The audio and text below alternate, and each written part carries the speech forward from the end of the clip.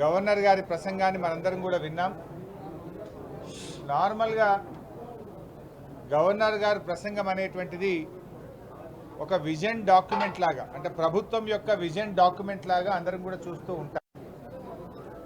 కానీ ఈసారి గవర్నర్ గారి ప్రసంగం చాలా పేలవంగా ఉంది.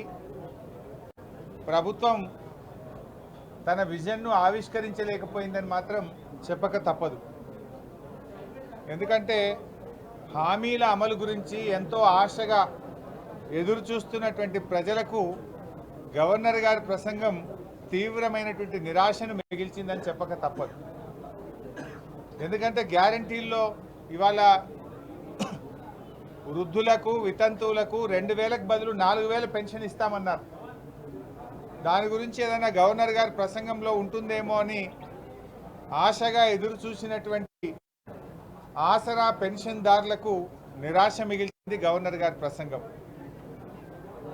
మహాలక్ష్మి కింద మహిళలకు 2500 రూపాయలు ఇస్తామని చెప్పి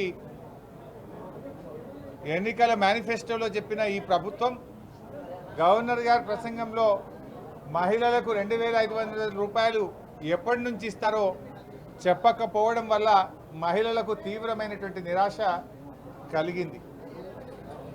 రైతాంగానికి మేము రాగానే వడ్లకు అన్ని పంటలకు 500 రూపాయల బోనస్ ఇస్తామని చెప్పినటువంటి ఈ పార్టీ మరి గవర్నర్ ప్రసంగంలో రైతులకు బోనస్ ఇచ్చే విషయంలో ఒక మాట కూడా చెప్పకపోవడం వల్ల రైతులకు తీవ్రమైనటువంటి నిరాశ కలిగింది. ఇవాళ గవర్నర్ గారి ప్రసంగం రాష్ట్ర ప్రజలకు భవిష్యత్తు మీద విశ్వాసం కల్పించలేకపోయిందని మాత్రం చెప్పక తప్పదు.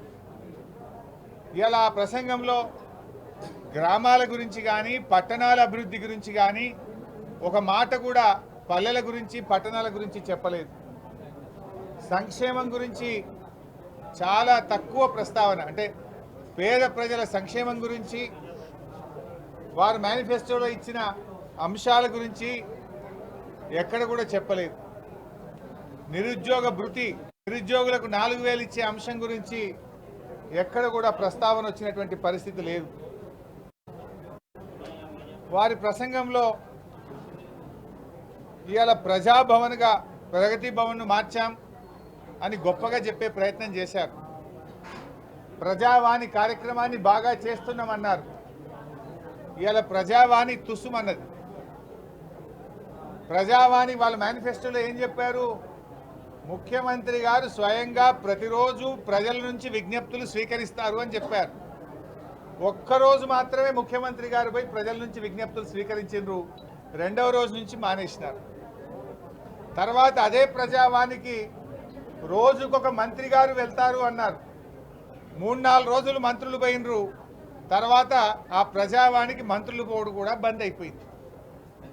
తర్వాత ఆ ప్రజావాణిని రోజు కాదు వారంకు 2 రోజులే అన్నారు, మంగళవారం శుక్రవారం. దానికి ఒక ఐఏఎస్ అధికారిని పెడుతున్నామన్నారు. చివరికి ప్రతిరోజు పోయి 2 రోజులైంది. ముఖ్యమంత్రి గారు పోయినరు, మంత్రులు పోవడం బంద్ అయిపోయింది. చివరికి ఐఏఎస్ అధికారి కూడా పోతలేరు. ప్రజావాణిలో ఎవరున్నారయ్యా అంటే అవుట్ సోర్సింగ్ ఉద్యోగులు దరఖాస్తులు తీసుకుంటున్నారు. ఇది మీరు గొప్పగా చెప్పిన ప్రజావాణి యొక్క పరిస్థితి. గతంలో మా ప్రభుత్వం ఉన్నప్పుడు జిల్లా కలెక్టర్, జిల్లా అధికారులందరూ కూడా కలెక్టరేట్లో కూర్చొని ప్రజావాణి దరఖాస్తులు తీసుకొని ఎప్పటికప్పుడు పరిష్కరించే పద్ధతి ఉండేది. కానీ మీ ప్రజావాణి ఏడికొచ్చిందంటే అవుట్ సోర్సింగ్ ఉద్యోగులు దరఖాస్తు తీసుకునే కాడికి వచ్చింది. మీరు చెప్పిన ప్రజావాణి గొప్పతనం అక్కడ ఉన్నది. ఇవాళ గవర్నర్ గారి గురించి అర్ధ సత్యాలు చెప్పించేటువంటి ప్రయత్నం చేశారు మీరు. అదేవిధంగా పారాగ్రాఫ్ 5లో గవర్నర్ గారి ప్రసంగంలో 6 గ్యారంటీల్లో 2 గ్యారంటీలు ఇప్పటికే అమలు చేశామనే ఒక అర్ధ సత్యాన్ని చెప్పారు. 6 గ్యారంటీల్లో ఉన్నాయి 13. అందులో ఏం చెప్పారు గవర్నర్ గారి చేత? 2 గ్యారంటీలు అమలు చేశాము. ఒకటి మహిళలకు ఉచిత బస్సు ప్రయాణం అని చెప్పారు. ఇది మహాలక్ష్మి కింద 3ంటిలో 1 మాత్రమే మహిళలకు ఉచిత బస్సు ప్రయాణం. 6 గ్యారంటీల్లో 1 మహాలక్ష్మి. మహాలక్ష్మిలో ఏమున్నాయి? 500 రూపాయల గ్యాస్ సిలిండరు, మహిళలకు 2500 రూపాయలు, మహిళలకు ఉచిత బస్సు. ఈ మూడు అమలు చేస్తే ఒక గ్యారంటీ అమలైనట్టు లెక్క. కానీ మూడిట్లో ఒకటి మాత్రమే చేసి ఒక గ్యారంటీ అమలైందనేటువంటి ఒక అర్ధ సత్యాన్ని గవర్నర్ చేత పలికించడం ఇది చాలా దురదృష్టకరం. ఈ యొక్క శాసనసభ ప్రతిష్టను, గవర్నర్ గారి ప్రతిష్టను దిగజార్చే విధంగా ఈ ప్రసంగాన్ని తయారు చేశారు. ఈజ్ ఇట్ నాట్ ఏ లై? మీరు మహాలక్ష్మి కింద మూడు చెప్పారు, ఒకటి మాత్రమే చేసి ఒక గ్యారంటీ అయిపోయింది అనడం అనేటువంటి ఒక అర్ధ సత్యాన్ని గవర్నర్ గారి చేత చెప్పించారు. 2 గ్యారంటీలు అమలు చేశామని చెప్పారు. ఒకటేమో అర్ధ సత్యం, రెండవది ఆరోగ్యశ్రీ. దాని గురించి గవర్నర్ గారి ప్రసంగంలో నామమాత్ర ప్రస్తావన కూడా లేదు. అంటే దాని అమలు లోపభూయిష్టంగా ఉంది. 10 లక్షల రూపాయలకు ఆరోగ్యశ్రీ పెంచడం అనేది దాని అమలులో అది లోపభూయిష్టంగా ఉన్నది. అందువల్ల దాని గురించి గవర్నర్ గారి చేత ఒక్క మాట కూడా తన ప్రసంగంలో చెప్పించలేదు. అంటేనే దాని అమలు సరిగ్గా లేదని మీరే చెప్పకనే చెప్పారు. మరి నిర్దిష్ట సమయంలో 6 గ్యారంటీలు అమలు చేస్తామన్నారు. గౌరవనీయులైనటువంటి ముఖ్యమంత్రి గారు ఆ రోజు ఎన్నికల ప్రసంగంలో డిసెంబర్ 9వ తేదీ నాడు నేను ముఖ్యమంత్రిగా బాధ్యతలు చేపడతా, అదే రోజు 2 లక్షల రుణమాఫీ చేస్తా అని చెప్పి ఎన్నికల సమయంలో ప్రకటించారు.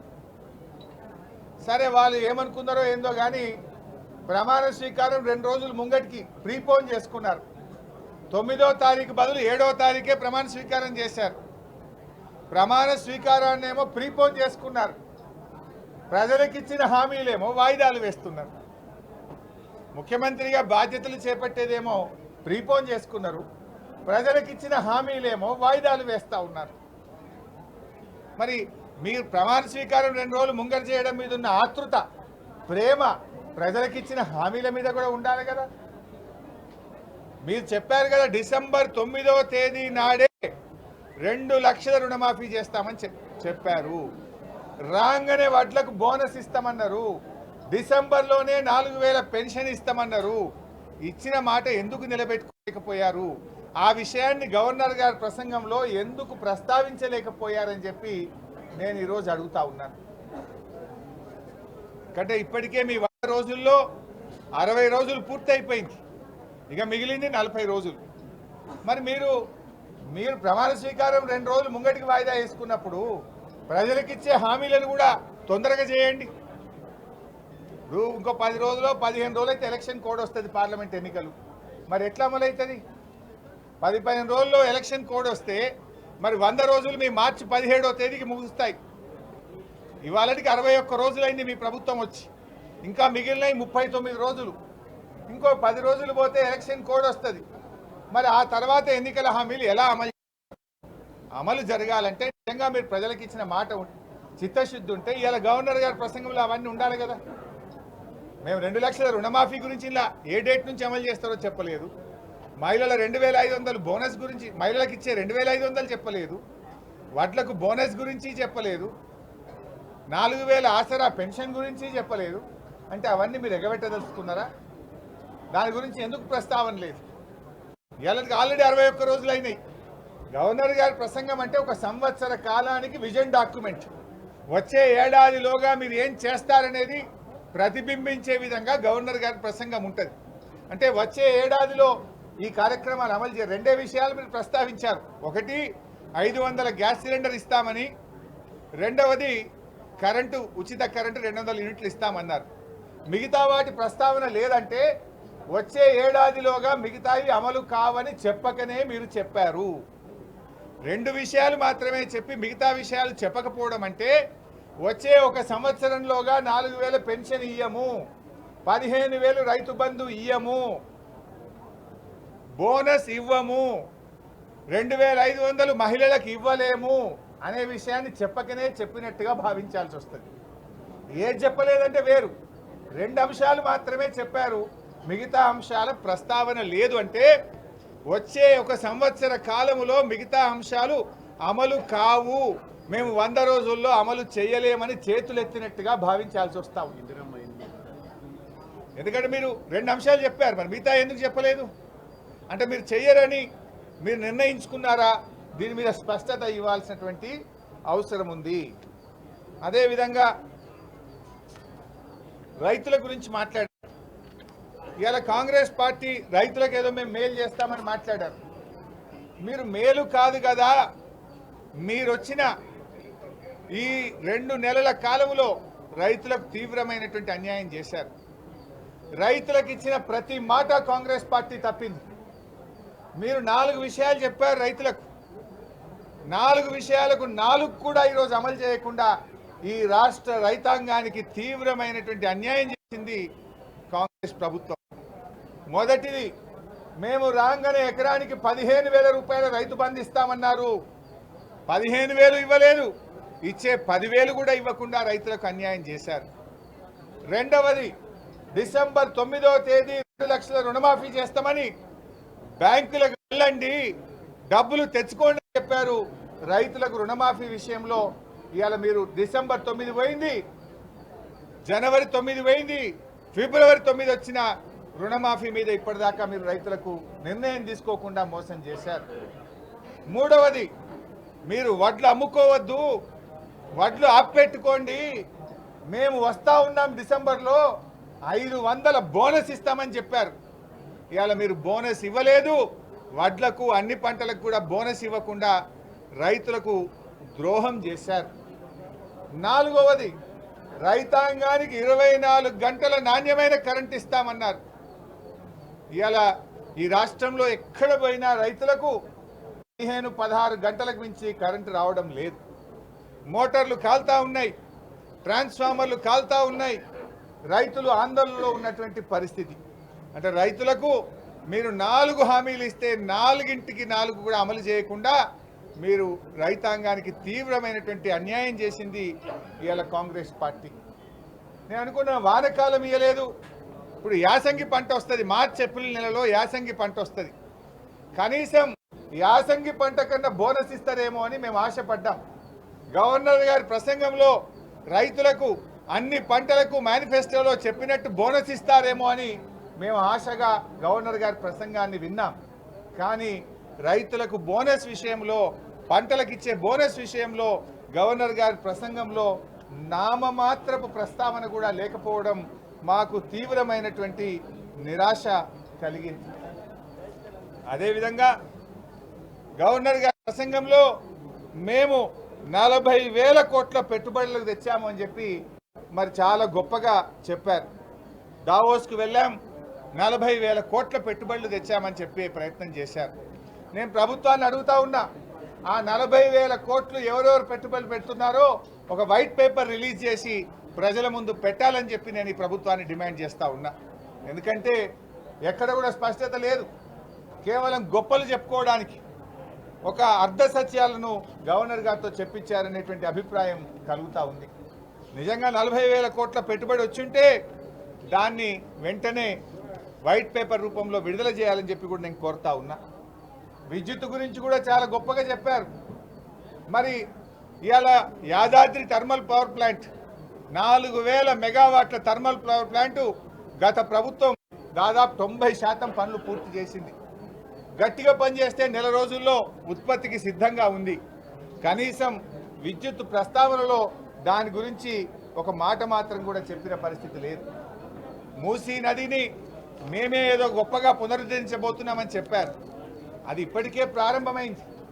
యాక్చువల్గా మూసీ నది పునరుద్ధరణ జరగాలంటే ముందుగా అందులోకి మురికి నీరు రాకుండా చూడాలి. మురికి నీరు మూసీలోకి రాకుండా చూడాలని మా ప్రభుత్వం అధికారంలో ఉన్నప్పుడు 3,500 కోట్ల రూపాయలతో 52 ఎస్టీపీలను మేము పెట్టాం. ఇప్పటికే 10ల సంఖ్యలో ఎస్టీపీలు పూర్తయి మూసీలోకి మురికి నీరు పోకుండా అవి పనిచేయడం ప్రారంభించాయి. అంటే మూసీ పునరుద్ధరణ గత ప్రభుత్వంలోనే మేము అప్పటికే 3,500 కోట్లు పెట్టి దాన్ని ప్రారంభించాం. మూసీకి ఫస్ట్ దాని పునరుద్ధరణ జరిగే ముందు మురికి నీరు మూసీలోకుండా పోకుండా చూడాలని 52 ఎస్టీపీలను పెట్టే ప్రయత్నం కూడా మా ప్రభుత్వం గతంలోనే చేసింది. సరే, ఏది ఏమైనా ఈరోజు గవర్నర్ గారి ప్రసంగం అర్ధ సత్యాలతో కూడుకున్నది. మరి నేను అనుకున్నాం ఉద్యోగస్తులకు 1వ తారీఖే జీతం ఇస్తామని చెప్పారు. నిజంగా జీతం ఇచ్చారేమో, దాని గురించి ఏదన్నా గొప్పగా గవర్నర్ గారి ప్రసంగంలో కనబట్టదేమో అని చూసాం. అది ఎక్కడా ప్రస్తావన లేదు. కానీ క్షేత్రస్థాయిలో చూస్తే 7వ తారీఖు వచ్చినా ఇంకా ప్రభుత్వ ఉద్యోగస్తులకు వేతనాలు పడలేదు. అవుట్ సోర్సింగ్ కాంట్రాక్ట్ ఉద్యోగుల పరిస్థితి అయితే మరింత ధీరంగా తయారైంది. 3 నెలల నుంచి 2 నెలల నుంచి కూడా అవుట్ సోర్సింగ్ ఉద్యోగులకు కాంట్రాక్ట్ ఉద్యోగులకు జీతాలు పడతలేవు. ప్రభుత్వ ఉద్యోగులకు ఆనాడు మా మీద బర్ధనం చేసిండ్రు, దుమ్మెత్తి పోసే ప్రయత్నం చేసిండ్రు. కానీ ఇలా 6వ తారీఖు 7వ తారీఖు వచ్చిన ప్రభుత్వ ఉద్యోగులకు ఇంకా వేతనాలు పడుతున్నటువంటి పరిస్థితి లేదు. ఇలా ఒక్కొక్క విషయం బయటపడతా ఉంది. ఈ ప్రభుత్వం యొక్క నిజాయితీ ఇలా ఏందనేది ఇప్పుడిప్పుడే ప్రజలకు అర్థమవుతా ఉంది. ఏది ఏమైనా గవర్నర్ గారి ప్రసంగం 1 సంవత్సర కాలానికి ప్రభుత్వం యొక్క విజన్ డాక్యుమెంట్. ఆ విజన్ను ఆవిష్కరించడంలో, ప్రజలకు విశ్వాసం కల్పించడంలో, ప్రజల ఆశలను నిజం చేసే విషయంలో ఈ గవర్నర్ గారి ప్రసంగం చాలా దూరంగా ఉంది, తీవ్రమైనటువంటి నిరాశను కల్పించింది. Thank you.